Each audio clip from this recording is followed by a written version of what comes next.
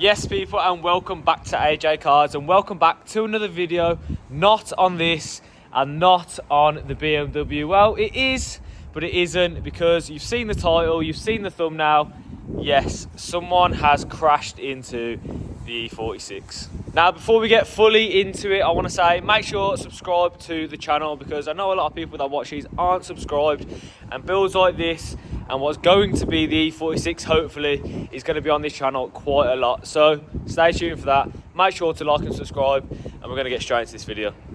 Now, I have jumped in the car because it's absolutely freezing outside and it's really windy and you probably won't hear me. But if you didn't watch the last video, I've just put these seats in the car. They look incredible, but you're here for the E46. Now, yes, someone has crashed into the E46. It wasn't my fault. I wasn't being an idiot. I was just driving back, and somebody, I'm not going to say who they are, whatever, drove into my lane, hit the car, spun it out. And I'm going to put some pictures on the screen now of what it did look like. So this is what it looks like. Look at the state of that wheel. We've actually tried to put air in this wheel, but it is cracked right on that inside line.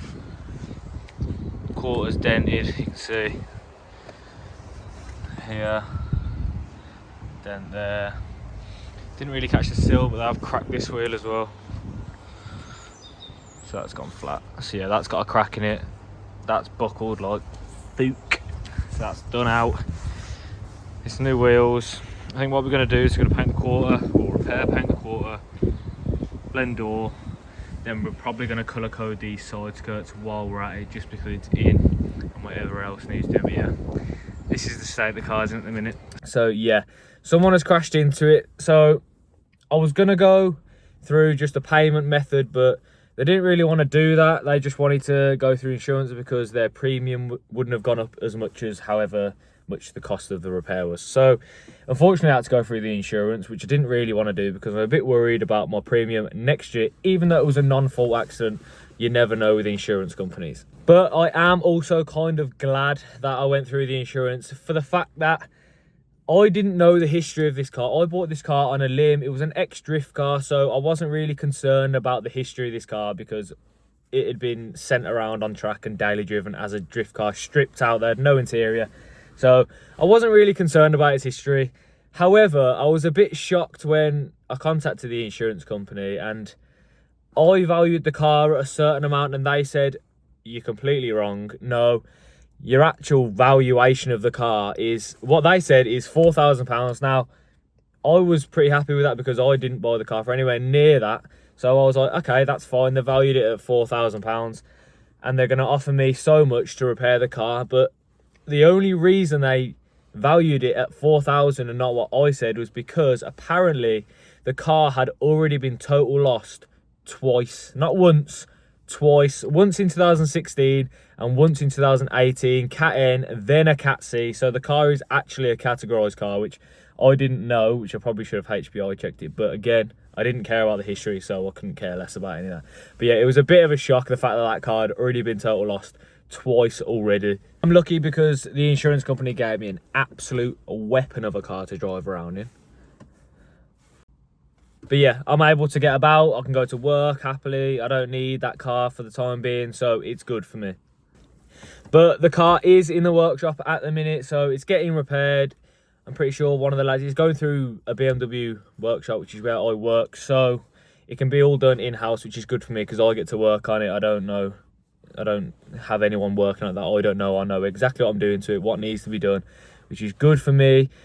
The only problem that I was faced with was the fact that they buckled my wheel. So when they hit the car, they just kind of, we were both in the lanes, then she swerved over, hit me, and then the car actually lifted off the ground. I felt the car jump up and it's completely buckled the one wheel. It's cracked the inner lip on it. It's cracked the front wheel as well. When I obviously come down, it's cracked that as well. So we've had to get new wheels on order. I've actually gone for a similar set, but a better, so they're going to be a polished lip. They're going to look better, put it that way.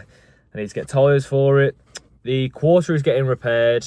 We're going to pull that out, repair it. The door's also getting repaired. And then I think we're going to do the side skirts as well. So they're going to go body colour. So coming out of it, thinking about it, I was going to go through privately and do it with the person themselves. However, now I've gone through the insurance, I think it's actually better for me, because while it's in there we can get other stuff done, and the car will actually come out looking the best it's ever looked. Because when I bought the car, every panel on it was damaged. It had no interior, it had odd wheels on it. It was an absolute mess. But now, because we've come so far with the car, we've put an interior in it, we've put wheels on it, we've put a new front bumper, splitter, rear bumper. We've got so much already with this car. We've done all the suspension, and now we're getting the door painted, the quarter painted, the side skirts painted, new wheels. All I really need to do now is tidy up the other few panels. It was near enough every panel. Now we've got like 2 left to paint, and at that point then we can really start getting into making this car look nice. So more modifications. I do plan on putting this car on air ride. It is in a drift setup at the minute. It has got a welded diff. However, it is going to go show spec, and it's going to look really, really good when it's done. Like this Golf, now this is near enough done. Obviously I can do a few more bits to it, but I'm kind of taking my time with this because content's kind of dried out for it. So I needed something new.